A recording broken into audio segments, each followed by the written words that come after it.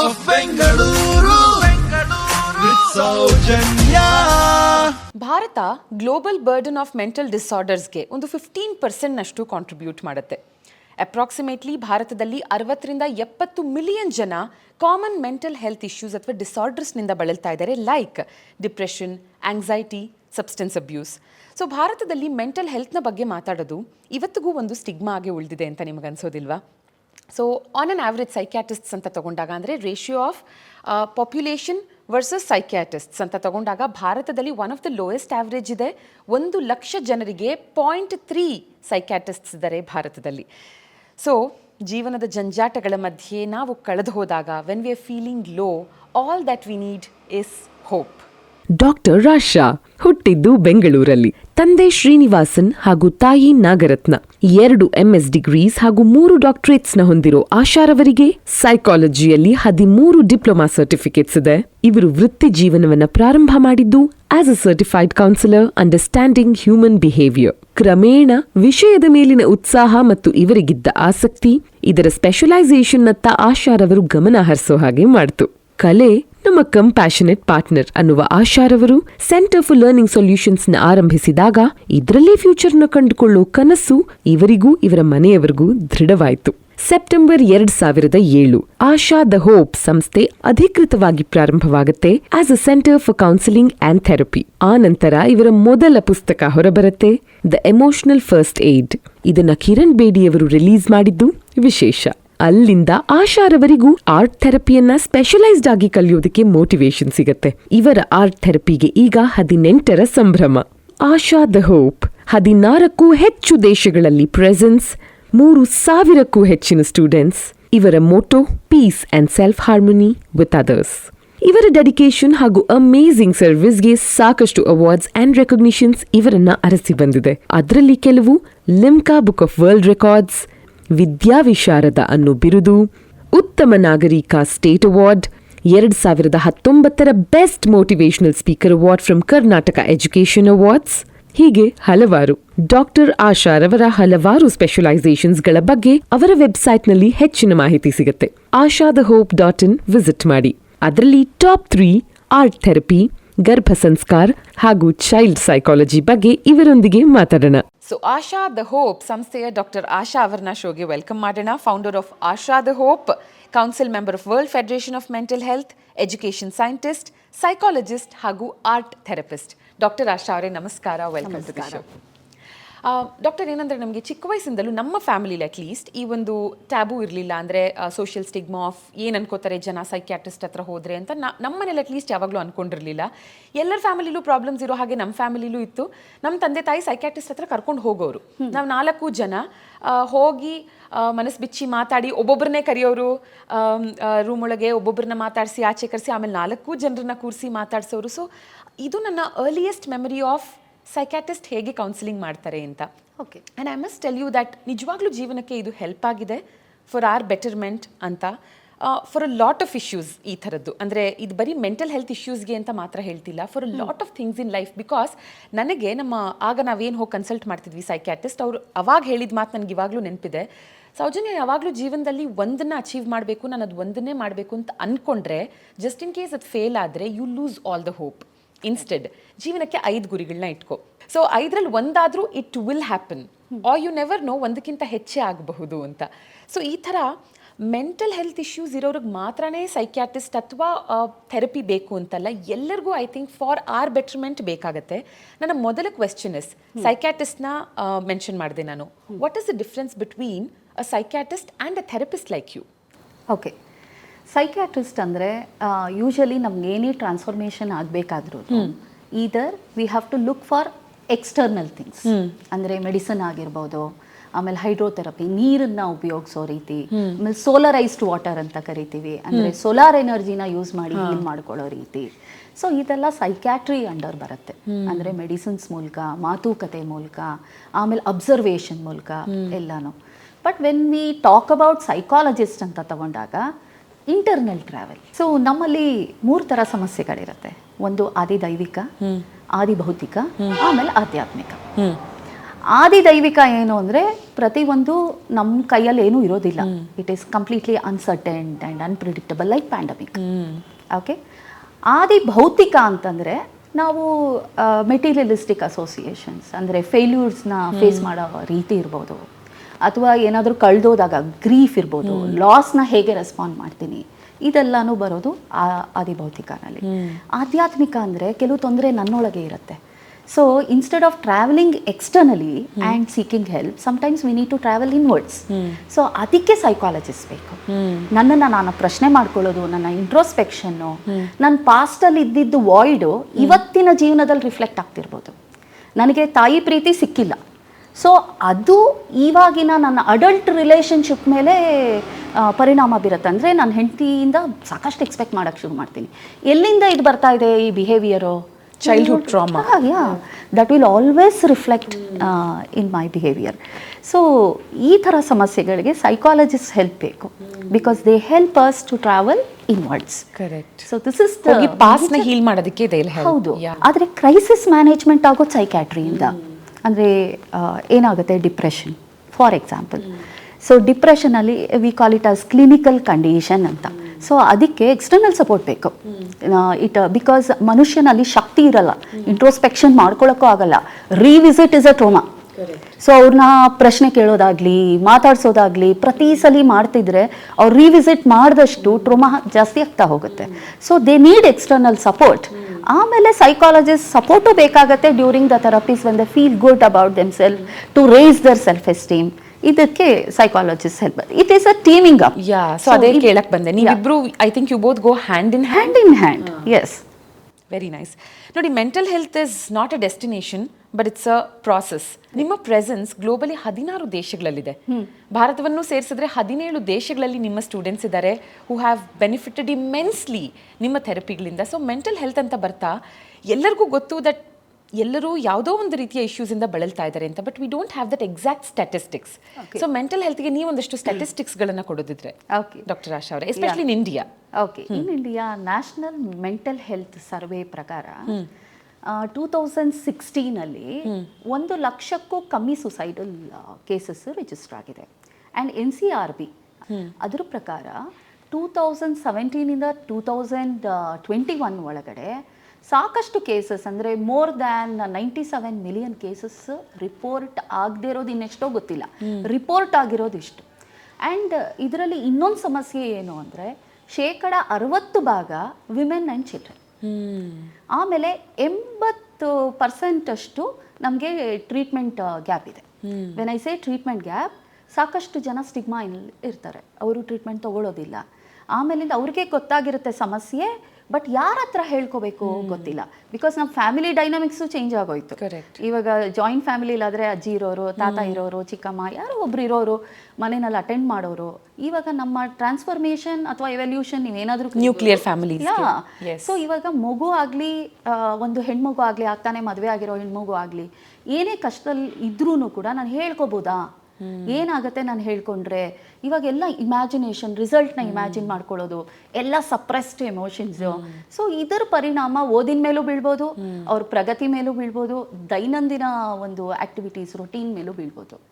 So this is very important. ನಾವು when we worked for Karnataka state residential ಬೋರ್ಡಲ್ಲಿ 857 ಸ್ಕೂಲ್ನ ನಾವು ಅಡಾಪ್ಟ್ ಮಾಡ್ಕೊಂಡಿದ್ವಿ ಪ್ಯಾಂಡಮಿಕ್ ಟೈಮಲ್ಲಿ. ಇದಿಷ್ಟೇ ನಂಗೆ ಗೊತ್ತಾಗಿದ್ದು. ಒಂದು, ಅವ್ರಿಗೆ ಎಲ್ಲಿ ಹೋಗಿ ಹೇಳಬೇಕು ಅಂತ ಗೊತ್ತಿಲ್ಲ. ಒಂದು, ಟ್ರಸ್ಟ್ ಇಶ್ಯೂಸ್. ಹೇಳಿದ್ರೆ ನೆಕ್ಸ್ಟ್ ಪರಿಣಾಮ ಈ ಟೀಚರ್ ಏನು ಹೇಳ್ಬಿಡ್ತಾರೋ, ನನ್ನನ್ನು ಕರಿಕಣಿಸ್ಬಿಟ್ರೆ, ಹಾಗೆಲ್ಲ ಇರುತ್ತೆ ಥಾಟ್ಸ್. ಆಮೇಲಿಂದ ಹೇಳೋದೊಂದು, ಹೇಳ್ಕೊಂಡ್ಮೇಲೊಂದು, ಆಮೇಲೆ ಹೇಳ್ಕೊಂಡು ಆದಮೇಲೆ ಅದೇ ತಲೆನಲ್ಲ ಆ್ಯಂಗ್ಸೈಟಿ. ಓಕೆ, ಏನು ಈ ಟೀಚರ್ ಇಮೇಜ್ ಹೊಟ್ಟೋದ್ರೆ ನಾನು ಇದನ್ನು ಹೇಳ್ಬೋದಾ, ಆ ಥರ ಹಲವಾರು ಮಕ್ಕಳು. ನೀವು ಒಂದು 60 ಜನ ಒಂದು ಕ್ಲಾಸಲ್ಲಿದ್ದರೆ 30 ಮಕ್ಕಳಿಗೆ ಈ ತೊಂದರೆ ಇರುತ್ತೆ.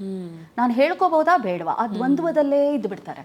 ಸೊ ಆವಾಗ ನಮ್ಮ ಸಪೋರ್ಟ್ ಬೇಕು. We gave emotional support and suicidal rate up to 3% ಕಮ್ಮಿ ಮಾಡಿದ್ವಿ ನಾವು ಆ ಟೈಮಲ್ಲಿ. ಸೊ ನನ್ನ ಒಂದು ಏನು ಫ್ಯೂಚರ್ ವಿಷನ್ ಇರ್ಬೋದು, ಪ್ರತಿಯೊಂದು ಸ್ಕೂಲಲ್ಲೂ ಟೀಚರ್ಸ್ ಕೌನ್ಸಿಲರ್ ಆಗಬೇಕು. So that is lacking. ಏನು ಮಾಡ್ತೀವಿ, ಏನೋ ಒಂದು ಪೇರೆಂಟ್ಸ್ ಬಂದು ಒಂದೇನೋ ಒಂದು ಹೇಳ್ಬೋದು, ಹೇಳಿದಾಗ ಟೀಚರ್ಸ್ ಅದನ್ನು ತೊಗೊಳ್ಳೋ ರೀತಿ, ಆವಾಗ ನಾನು ತಾಯಿ ಆಗಿಬಿಡ್ತೀನಿ. ಯಾಕೋ ಹಿಂಗೆ ಮಾಡಿದೆ, ಯಾಕೆ, ಯಾರು, ಏನು, ಮೋರ್ ದೆನ್ ಕನ್ಸರ್ನ್ ನನಗೆ ಕ್ಯೂರಿಯಾಸಿಟಿ ಜಾಸ್ತಿ ಆಗಿಬಿಡುತ್ತೆ. ಸೊ ಈ ಪರ್ಟಿಕ್ಯುಲರ್ ಸ್ಕಿಲ್ನ ಪ್ರತಿಯೊಂದು ಟೀಚರ್ಸ್ವರೆಗೂ ತಿಳಿಸ್ಬೇಕು ಅನ್ನೋದು ನನ್ನ future vision. Okay okay ma'am, ಇವಾಗ ನೋಡಿ ಮಕ್ಕಳಲ್ಲಿನ health issues, mental health issues ಬಗ್ಗೆ ಏನು ಮಾತಾಡಿದ್ರಿ, ಐ ಫೀಲ್ ತೀರಾ ಚಿಕ್ಕ ಮಕ್ಕಳಿಗೆ ಅದಿರಲ್ಲ.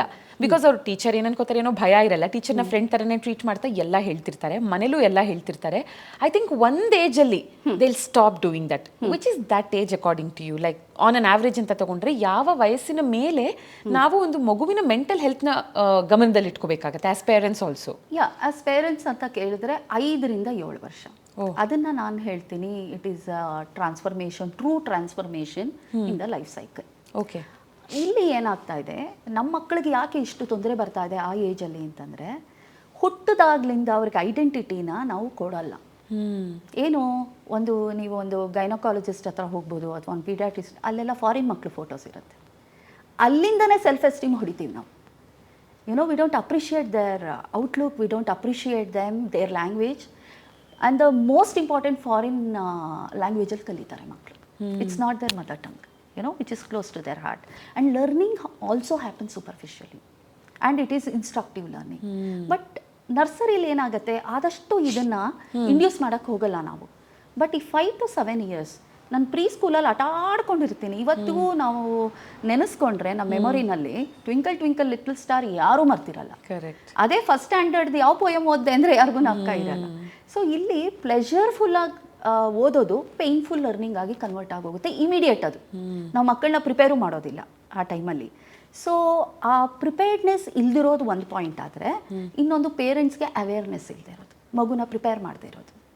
So today you are going to a preschool where you are playing and completely freedom of expression ಇದೆ.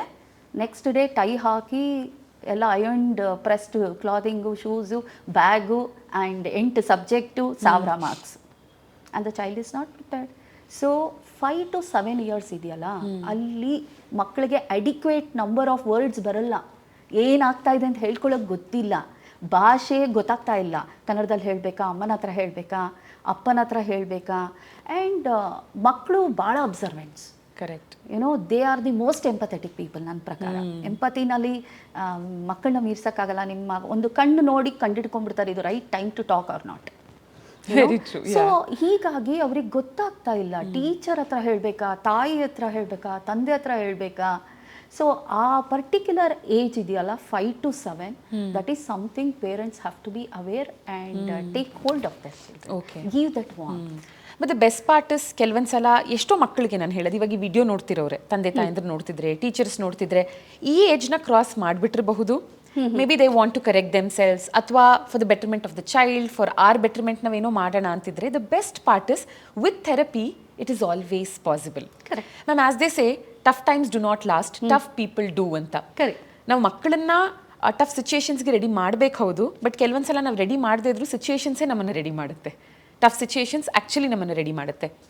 So irrespective of age, irrespective of situation, ಒಂದಷ್ಟು therapies ನಿಜವಾಗ್ಲೂ work ಆಗುತ್ತೆ. ಯಾಕಂದರೆ ಸಾವಿರಾರು ವರ್ಷಗಳಿಂದ ಈ ಥೆರಪಿ ಇದೆ, ನಡ್ಕೊಂಡು ಬಂದಿದೆ, ಯಶಸ್ವಿ ಆಗಿದೆ. ನಾವು ಈ ಇಂಟ್ರಾಕ್ಷನ್ ಸ್ಟಾರ್ಟ್ ಮಾಡೋದಕ್ಕಿಂತ ಮುಂಚೆ ಡಿಸ್ಕಸ್ ಮಾಡ್ತಿದ್ವಿ ಹೇಗೆ ಪುರಾಣಗಳಲ್ಲಿ ಎಲ್ಲ ಇದೆ. And history always repeats because we never learn from history, we never learn from our past mistakes ಅಂತ. ಸೊ ಥೆರಪಿ ಅಂತ ತಗೊಂಡಾಗಲೂ ಸಾವಿರಾರು ವರ್ಷಗಳಿಂದ ಇರುವಂಥ ಒಂದು ಥೆರಪಿ, ಬಟ್ ಒಂದು ಫಾರ್ಮಲ್ ಪ್ರೋಗ್ರಾಮ್ ಆಗಿದ್ದಿದ್ದು 1940s and that is art therapy. So short and sweet ಆಗಿ, ವಾಟ್ ಇಸ್ ಆರ್ಟ್ ಥೆರಪಿ ಅಂತ ನಮ್ಮ ವ್ಯೂವರ್ಸ್ಗೆ ಹೇಳೋದಿದ್ರೆ? ಓಕೆ, ಆರ್ಟ್ ಥೆರಪಿ ಅಂದರೆ ವಿಂಡೋ ಟು ಸಬ್ಕಾನ್ಷಿಯಸ್ ಅಂತ ಹೇಳ್ತೀವಿ. It's a window to our subconscious. Okay, yes. So ಏನು ಅಂತಂದರೆ, ಒಂದು ಸಿಂಪಲ್ ಡ್ರಾಯಿಂಗ್ ಇರ್ಬೋದು. ಒಂದು ಆರ್ಟ್ ಥೆರಪಿಸ್ಟ್ಗೆ ಅದು ಬರೀ ಡ್ರಾಯಿಂಗ್ ಥರ ಕಾಣೋದಿಲ್ಲ. ಒಂದು ಮನುಷ್ಯ ಎಮೋಷ್ನಲಿ ಏನು ಸಮಸ್ಯೆಗಳಿದೆ, ಏನಿದೆ, complete it bleeds on the paper. So ಎಷ್ಟು ಪ್ರೆಷರ್ ಕೊಡ್ತಾರೆ ಪೇಪರ್ ಮೇಲೆ, ಯಾವ ಥರ ಕಲರ್ ಬಣ್ಣ ಚೂಸ್ ಮಾಡ್ತಾರೆ, ಹೇಗೆ ಹಚ್ತಾರೆ, ತನ್ನನ್ನು ತಾನು ಹೇಗೆ ಬಿಡಿಸ್ತಾರೆ, ಎಲ್ಲದ್ರ ಬಗ್ಗೆ ನಾವು ಅಬ್ಸರ್ವ್ ಮಾಡಿದಾಗ, ಆಮೇಲೆ ಇಂಟರ್ಪ್ರಿಟ್ ಮಾಡಿದಾಗ, ಮನುಷ್ಯನ ಸೆಲ್ಫ್ ಎಸ್ಟೀಮು, ಅವನ ಸಪೋರ್ಟ್ ಸಿಸ್ಟಮು, ಅವನು ಎಲ್ಲಿ ಟ್ರೋಮಾ ಇತ್ತು, ಯಾವ ಏಜಲ್ಲಿ ಟ್ರೋಮಾ ಇತ್ತು, ಆಮೇಲೆ ಆ ಟ್ರೋಮಾ ಎಷ್ಟು ಎಫೆಕ್ಟ್ ಆಗ್ತಾ ಇದೆ, ಶೆಲ್ಫ್ ಲೈಫ್ ಏನು, ಇದು ಪ್ರತಿಯೊಂದು ನಾವು ಅನಲೈಸ್ ಮಾಡ್ತೀವಿ. ಸೊ ಅನಲೈಸ್ ಮಾಡಿ ಪೇರೆಂಟ್ಸಿಗೆ ಹೆಲ್ಪ್ ಮಾಡ್ತೀವಿ, ಸೊ ಸಪೋರ್ಟ್ ಮಾಡ್ತೀವಿ. This is not the right way to parent this child. Okay, so ನಮ್ಮ ಪಂಚತಂತ್ರ ಅಂತ ತಗೊಂಡಾಗ ನಾವು ಸೊ ಅದನ್ನು ಜಸ್ಟ್ ಕಥೆಯಾಗಿ ನೋಡ್ತೀವಿ. ಬಟ್ ಆ್ಯಕ್ಚುಲಿ ಆರ್ಟ್ ಥೆರಪಿ ಅನ್ನೋದು 1940 is the known thing. Yes, right. It started 600 BC in India. Sushruta ಸಂಹಿತಾನಲ್ಲಿ among 12 surgical instruments art therapy anaesthesia ಕೊಡೋ ಕಲರ್ಸ್ನ ಯೂಸ್ ಮಾಡ್ತಾ ಇದ್ರು. So this is something we need to reeducate our people. It has gone under the carpet. So art therapy is equal to panchatantra ಅಂತ ನಾನು ಯಾವಾಗಲೂ ಹೇಳ್ತಾ ಇರ್ತೀನಿ. So when you read out stories, imagination happens. Imagination is the space. Any child of that matter gets hit. ಅದಕ್ಕೆ ನಾವು ತಾತ ಅಜ್ಜಿಗಳ ಕತೆ ಹೇಳ್ತಾ ಇದ್ರೆ ನಾವು ಆ ಸೀಕ್ವೆನ್ಸ್ ಎಲ್ಲ ನಮ್ಮ ಜೀವನದಲ್ಲಿ ಆಗೋ ಇನ್ಸಿಡೆಂಟ್ಸ್ ಬಂದಾಗ ಅದನ್ನ ಯೋಚನೆ ಮಾಡ್ತಾ ಇದ್ವಿ, ರಿಲೇಟ್ ಮಾಡ್ತಾ ಇದ್ವಿ. ಇವಾಗ ಮಕ್ಕಳಿಗೆ ಡೆಮಾನ್ಸ್ಟ್ರೇಷನ್ ಇಲ್ಲ, ರಿಲೇಟ್ ಮಾಡ್ಕೊಳ್ಳೋಕೆ ಗೊತ್ತಾಗ್ತಾ ಇಲ್ಲ, ಪ್ರೆಸೆಂಟೇಷನ್ ಗೊತ್ತಿಲ್ಲ. ಸೊ ಅವಾಗ ಏನಾಗ್ತಾ ಇದೆ, ಒಂದು ಚಿಕ್ಕ ಪ್ರಾಬ್ಲಮ್ಮು ಬೃಹದಾಕಾರವಾಗಿ ಬೆಳೀತಾ ಇದೆ. ಸೊ ಈ ಪಂಚತಂತ್ರಗಳು ಅಂತ ನಾನು ವಾಟ್ ಎವರ್ ಆರ್ಟ್ ಥೆರಪಿನಲ್ಲಿ ನಾನು ಥ್ರೂ ಪಂಚತಂತ್ರ ರೆಪ್ರೆಸೆಂಟ್ ಮಾಡ್ತೀನಿ. ಮಿತ್ರ ಭೇದ, ಮಿತ್ರ ಲಾಭ ಅಂದರೆ ಫ್ರೆಂಡ್ಸ್ನ ಹೇಗೆ ಸಸ್ಟೈನ್ ಮಾಡ್ಕೊಳ್ಳೋದು, ಫ್ರೆಂಡ್ಶಿಪ್ನ ಹೇಗೆ ಒಳ್ಳೆ ಥರದ್ರಲ್ಲಿ ನಾವು ಇಟ್ಕೊಳ್ಳೋದು. ಆಮೇಲೆ ಮಿತ್ರ ಭೇದ ಅಂದರೆ ಫ್ರೆಂಡ್ಶಿಪ್ ಹೆಸರಲ್ಲಿ ನಡೀತಾ ಇರುವಂಥ ಏನೇ ಆದರೂ ಹೇಗೆ wisely how do I ಹಸಲ್ wisely ಯೋಚನೆ ಮಾಡಿ ಹೇಗೆ ಡಿಸಿಷನ್ಸ್ನ ತಗೊಳ್ಳೋದು. ಆಮೇಲೆ ಅಪರಿಕ್ಷಿಪ್ತ ಕಾರಕ ಅಂತ ಜೀವನದಲ್ಲಿ ನಮ್ಮ ಎಷ್ಟೋ ಒಂದು ಡಿಸೈರ್ಸ್ ಇರುತ್ತೆ, ಅದು ಕೆಲವು ಸಲ ಆಗಲ್ಲ. ಆ ಲಾಸ್ನ, ಆ ಡಿಸಪಾಯಿಂಟ್ಮೆಂಟ್ನ ಹೇಗೆ ಬೇರ್ ಮಾಡೋದು. ಆಮೇಲೆ ಲಬ್ಧ ಪ್ರಶಾನ್, this is something very important. And ಈ ಪ್ಯಾಂಡಮಿಕ್ ಆದಮೇಲೆ ಇದು ಭಾಳ ಇದು ಅಂದರೆ ಲಾಸ್ ಆಗಿರ್ಬೋದು ಅಥವಾ ಫೇಲ್ಯೂರ್ಸ್ ಆಗಿರ್ಬೋದು ಲೈಫಲ್ಲಿ, ಆಮೇಲಿಂದ ಡ್ಯಾಮೇಜಸ್ ಆಗಿರ್ಬೋದು, not from me, may be from an other person. How do I relate and react ಆ ಟೈಮಲ್ಲಿ. ಆಮೇಲೆ ದ ಲಾಸ್ಟ್ ಥಿಂಗ್ ಇಸ್ ಕಾಕೋಲಿಕೀಯಂ ಅಂತ ಇದೆ. ಅಂದರೆ ಇದರಲ್ಲಿ ಬರೋ ಸ್ಟೋರೀಸ್ ಎಲ್ಲ ಬರೀ ಕಾಗೆ ಮತ್ತು ಗೂಬೆಗಳ ಮಧ್ಯೆ ಇದೆ. ಅಂದರೆ ಎಂಥವ್ರಾದರೂ useful, we can not discriminate. ಕಲರ್ಸಲ್ಲೂ ನಾನು ಯಾವಾಗಲೂ ನನ್ನ ಸ್ಟೂಡೆಂಟ್ಸ್ ಕೇಳ್ತಾ ಇರ್ತೀನಿ, black is beautiful. Black observe ಮಾಡ್ದಂಗೆ ಇನ್ಯಾವುದೂ ಅಬ್ಸರ್ವ್ ಮಾಡಲ್ಲ. ಅಷ್ಟಲ್ಲದೆ ಕ್ರಿಯೇಟರ್ ನಮ್ಮ ಕರಿ ಕೂದಲು ಕೊಟ್ಟಿಲ್ಲ, ಅವನಿಗೆ ಅದನ್ನು ಬಿಳಿ ಮಾಡೋದು ಗೊತ್ತು ಯಾವಾಗ ಅಂತ. So if black is absorption, white is reflection. Exactly, ಅದಕ್ಕೆ ಹೇಳ್ತಾರಲ್ವಾ, ನೀವು ಎಲ್ಲಿನ ಎನರ್ಜಿನ ಅಬ್ಸಾರ್ಬ್ ಮಾಡ್ಕೋಬೇಕು, ಹ್ಯಾಪಿ ಸ್ಪೇಸ್ ಅಂತ ಅನ್ಸುತ್ತೋ ಅಲ್ಲಿಗೆ ಬ್ಲ್ಯಾಕ್ ಹಾಕೊಂಡು ಹೋಗಿ. If you feel you going to a negative place ಅಥವಾ ನೆಗೆಟಿವ್ ಪೀಪಲ್ ಇರ್ತಾರೆ ಅನ್ನೋದಿದ್ರೆ ವೇರ್ ವೈಟ್ ಅಥವಾ light colours, pastel colours. So ಹೀಗೆ ಆರ್ಟ್ ಥೆರಪಿ ಅನ್ನೋದು ವೇ ಆಫ್ ಲೈಫ್. ನಮ್ಗೆ ಗೊತ್ತಿಲ್ಲದಂಗೆ ನಾವು ಇದನ್ನ ಮಾಡ್ಕೊಂಡು ಬಂದ್ಬಿಟ್ಟಿದ್ದೀವಿ.